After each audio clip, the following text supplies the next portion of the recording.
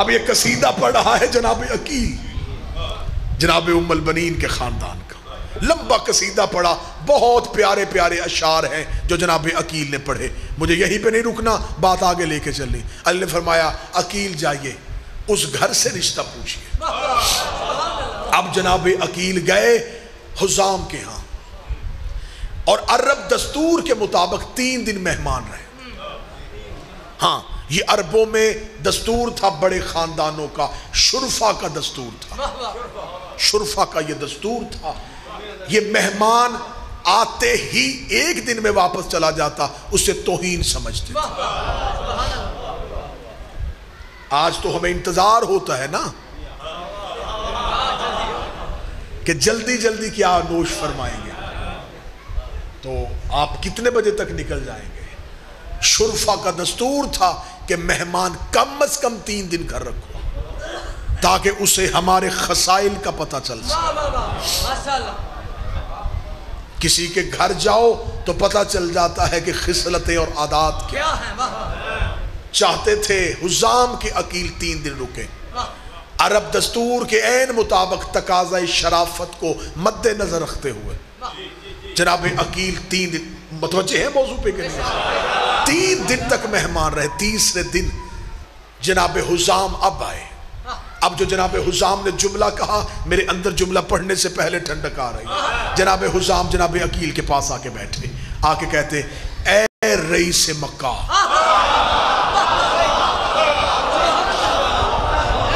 یہ ہے 2 بڑے خاندان، اے رئیس مکہ، اے متولی کعبہ،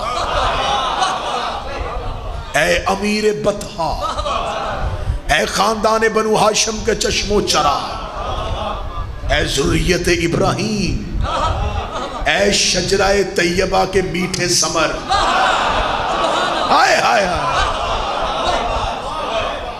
اے عربوں کے دلارے خاندان کے فرد، زحمت گوارا کی ہے، میرے قبیلے میں آنے کی وجہ پوچھ سکتا ہوں؟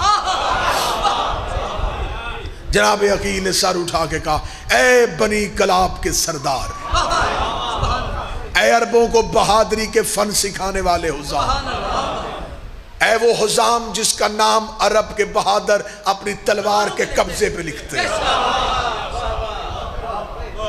اے کبھی بھی مظلوم پہ حملہ نہ کرنے والوں، ظالم کو ہمیشہ اس کی عبرتناک انجام دینے والے خاندان کے فرد۔ اگر قصیدہ وہاں سے پڑھا گیا تو قصیدہ ادھر سے بھی پڑھا گیا۔ پڑھنے کے بعد اب جناب عقیل بولے ہم چاہتے ہیں عرب کے 2 بڑے خاندان اپنی قرابت کو اب رشتہ داری میں تبدیل کریں۔ میں چاہتا ہوں کہ میں اپنے خاندان کے کسی ایک فرد کا عقد تمہارے خاندان میں کروں۔ چہرے پہ یوں رونق آئی حزام کے، کہنے لگا خاندان بنو ہاشم میں تو ہر فرد ہی اعلیٰ ہے، ہر فرد کی شخصیت ہی علیحدہ ہے، کیا میں پوچھ سکتا ہوں کہ آپ کسی مخصوص شخص کی بات کر رہے ہیں؟ اتنا کہنا تھا یا عقیل مسکرائے؟ جملہ پڑھوں گا دیواریں بولیں گی۔ عقیل مسکرا کہتے ہم چاہتے ہیں کہ ہم اپنے بھائی علی کا عقد تمہارے قبیلے میں کریں۔ علی کا نام آنا تھا، حزام اٹھا، سر سے تاج پھینکا، سر سجدے میں رکھ کے کہتا میرے اللہ تیرا شکر ہے، میرے گھر اس کا رشتہ آیا ہے جو تیرے گھر آیا ہے۔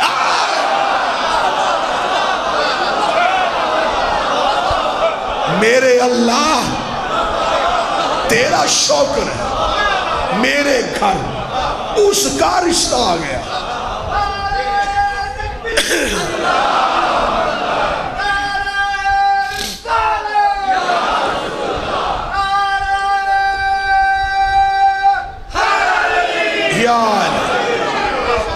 موضوع پسند ہے سرکار؟ میرے گھر اس کا رشتہ آ گیا جو تیرے گھر آیا۔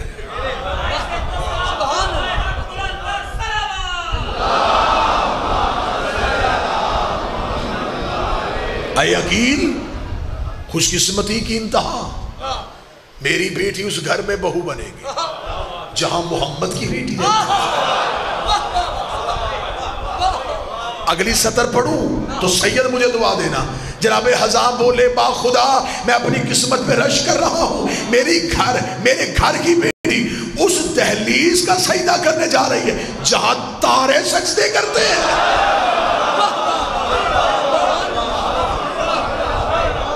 یہ کہہ کے پھر حزام بولے، حزام بول کے کہتے واہ خدایا تو نے کرم کی انتہا کر دی، ہم تو کرواتے تھے مردوں سے غلامی، ہم کرواتے تھے عرب کے لوگوں سے غلامی، تو نے قسمت پہ کیا مہربانی کی، آج میری بیٹی وہاں جائے گی جہاں ملائکہ نوکری کرتے ہیں۔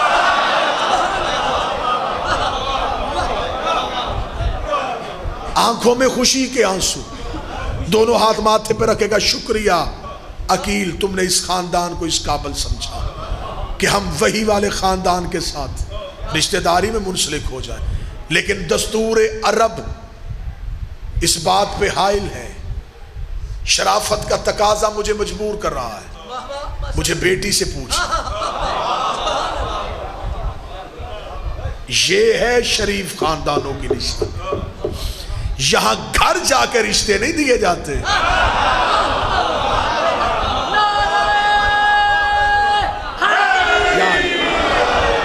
یہاں منتیں کر کے رشتے نہیں دیے جا رہے۔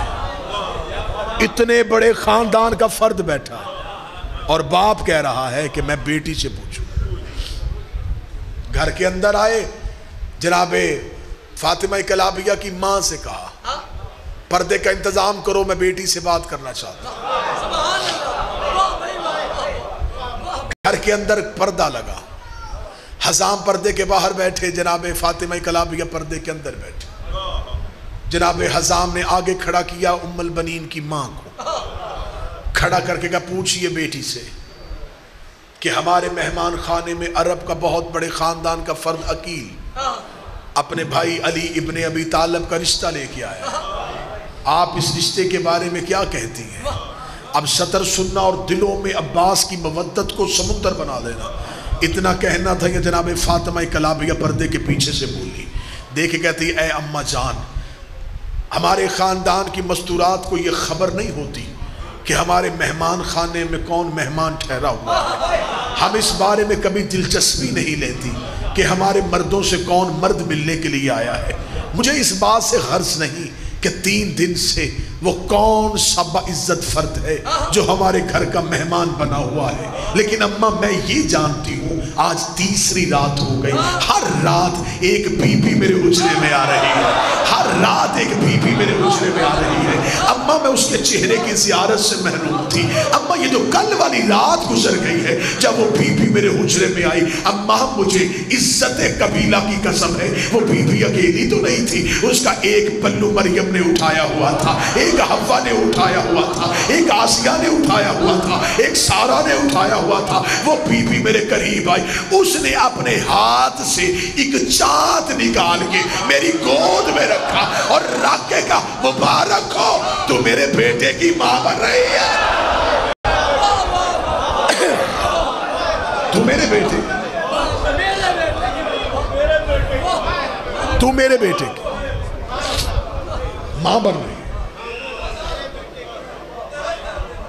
مبارک ہو تو میرے بیٹے کی ماں بن رہی ہے۔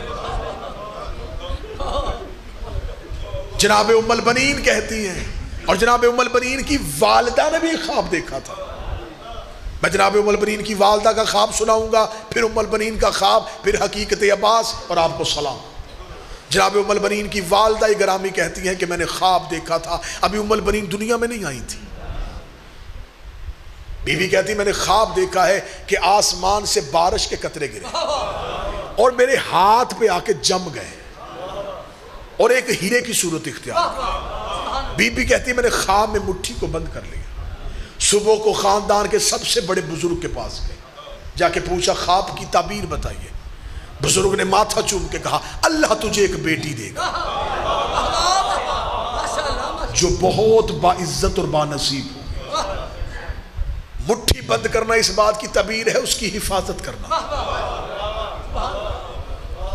جناب فاطمہ کلابیہ دنیا میں آ گئی، اس بی بی کی جو کنیت ہے نا ام البنین کا ترجمہ ہے بیٹوں کی ماں، یہ شادی سے پہلے بھی ام البنین تھی. یہ بات میں نے ممبر سے بڑی ذمہ داری کے ساتھ کہی ہے. بی بی کی کنیت شادی کے بعد بیٹوں کے ہونے کے بعد ام البنین نہیں ہوئی. بی بی کو شادی سے پہلے قبیلے کی عورتیں ام البنین کہتی تھی. آپ مجھ پہ سوال کرے کیوں؟ جیسے ماں کو خواب آیا تھا ویسے ہی بی بی کو خواب آیا. بی بی کہتی اماں میں نے خواب دیکھا ہے، میں اپنے گھر کے صحن میں بیٹھی ہوں، آسمان سے 3 تارے اور ایک چاند ٹوٹا، وہ چاند میری گود میں آ گیا، تاروں نے میرا طواف کیا. بی بی نے بیٹی کا ہاتھ پکڑا، اسی بزرگ کے پاس چلی گئی جس سے اپنا خواب پوچھا تھا. اب وہ زیادہ ضعیف ہو چکے تھے. جا کے کہا خواب اب میری بیٹی نے دیکھا ہے، اب بتائیں اس کی تعبیر کیا ہے. انہوں نے ماتھا چوم کے کہا اللہ ایک چاند دے گا، 3 اور بیٹے دے گا. جو تیری گود میں آیا ہے وہ چمکتا ہوا چاند، قبیلے میں مشہور ہو گیا 4 بیٹوں کی ماں. ام البنین نام مشہور ہو گیا. عقد طے ہوا، نکاح خود علی نے پڑھا. ڈولی آئی سادات کے دروازے پہ، سیدوں کے دروازے پہ بی بی ام البنین کا آنا تھا. شہزادی نے اترتے ہی پاؤں نہیں رکھا، اپنا سر دہلیز سیدہ پہ رکھ کے کہا الحمدللہ رب العالمین، تعریف ہے اس اللہ کی جو عالمین کا رب، اس نے مجھے اس گھر کی کنیزی کے لیے چن لیا. پھر اس کے بعد بی بی نے یوں رخسار رکھا، اپنی دائیں آنکھ کو جنت البقیع کی طرف کیا، رو کے کہا بنت پیغمبر گواہ رہنا، مالکن بن کے نہیں کنیز بن کے آ.